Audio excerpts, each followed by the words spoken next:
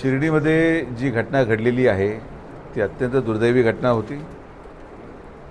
नियमाप्रमाणे आणि माझ्या कार्यपद्धतीप्रमाणे जे आरोपी आहे त्यांना आम्ही अतिक्रमणाची नोटीस आज सकाळी दिलेली आहे. एक आठवड्यामध्ये जे ते घर आहे, जे अतिक्रमणामध्ये ते राहत आहेत, त्यांनी ते मोकळं करणं अपेक्षित आहे. एक आठवड्यानंतर JCB घेऊन ते घर पाडलं जाईल, हे मी शिर्डीच्या जनतेला सांगू इच्छितो. या मतदारसंघामध्ये सगळ्यांनी व्यवसाय करायचा असेल तर शांततेत आणि नियमात करावा लागेल. ती घटना घडल्यापासून शिर्डी ग्रामस्थांच्या आग्रहाखातीर सगळ्या प्रकारचा व्यवसाय हा बंद करण्यात आलेला आहे. आज सगळ्या नगरसेवकांची मीटिंग झालेली आहे. शिर्डी ग्रामस्थांमध्ये आमच्या संघटनेचे जे सगळे प्रमुख लोक आहेत, दुर्दैवाने ते आज येऊ शकले नाहीत, किंबहुना त्यांना निरोप नाही मिळाला.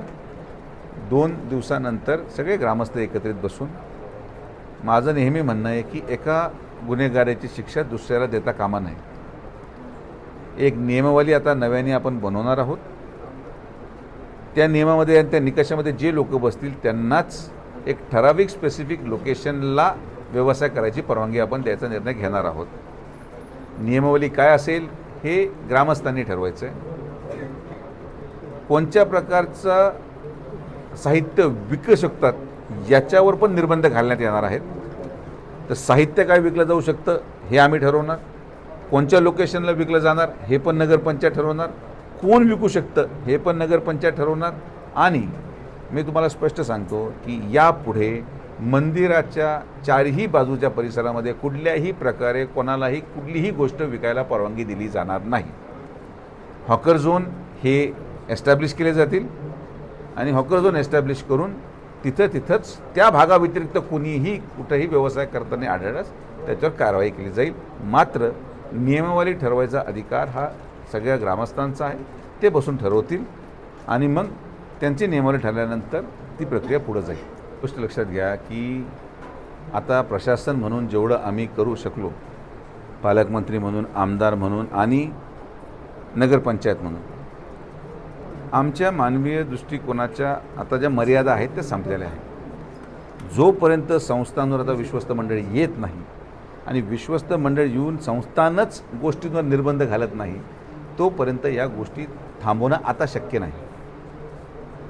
कारण की संस्थान जर हे ठरवू शकतं की मंदिरामध्ये प्रत्येक गेटमधून कोणत्या प्रकारची गोष्ट आतमध्ये यायला परवानगी आहे, कोणत्या टाईपची शॉल आहे, जर संस्थांनी हा निर्णय घेतला की आम्ही फक्त याच प्रकारची शॉल स्वीकारणार, याच प्रकारचं फूल स्वीकारणार, याच प्रकारचा प्रसाद स्वीकारणार, तर बाकी दुकानांमध्ये ऑटोमॅटिकली दुसरी कुठलीही गोष्ट विकली जाऊ शकणार नाही.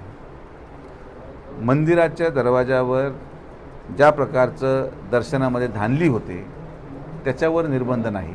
तर आता मी पण थकलेलो आहे. लवकरात लवकर विश्वस्त मंडळ यावं आणि त्यांनी आता हा सगळा जो काही इतर कारभार आहे तो हातात घेऊन हे सगळ्या गोष्टींना निर्बंध आणावेत, ही माझी माफक अपेक्षा आहे.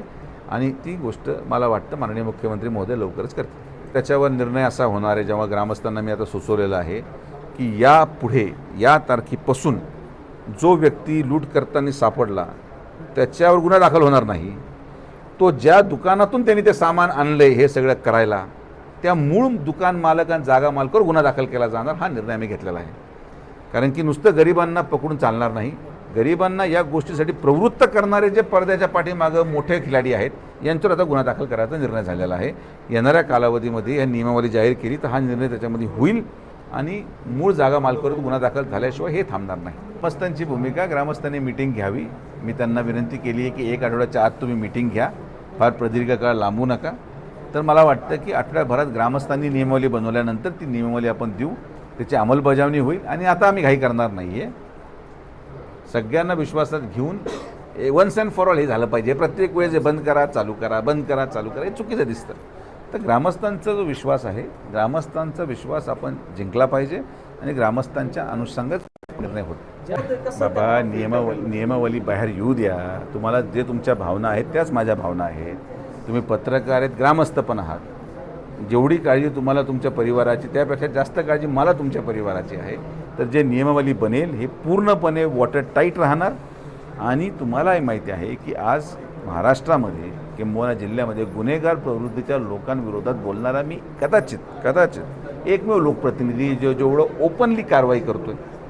कारण की आपण ना त्यांच्या हप्त्याला बळी पडलेलो आहे ना आपण कोणाला घाबरतो. जनता ही सर्वोपरी आहे. जनतेसाठी आपण काम करतो.